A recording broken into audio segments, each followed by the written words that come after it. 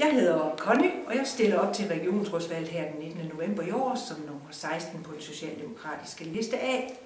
Jeg stiller op, fordi at jeg ved, hvor nødvendigt det er, at sammenhængen i vores sundhedsvæsen giver samme behandling af høj kvalitet, uanset om du er kassedame eller du er millionær.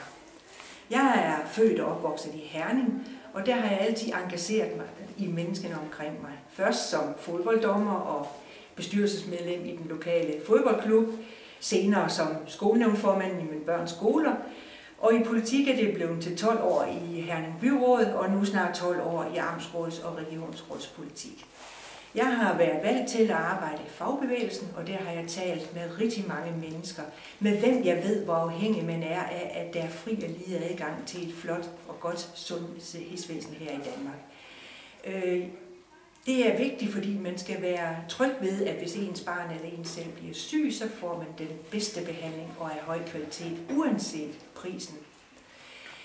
Jeg mener, at det offentlige sundhedsvæsen skal udvikles. Det skal det, fordi vi skal føle os trygge ved, hvis vi bliver syge, så ved vi, at der står mennesker bag ved os i det danske offentlige sundhedsvæsen, som vil gøre alt for, at vi igen bliver raske.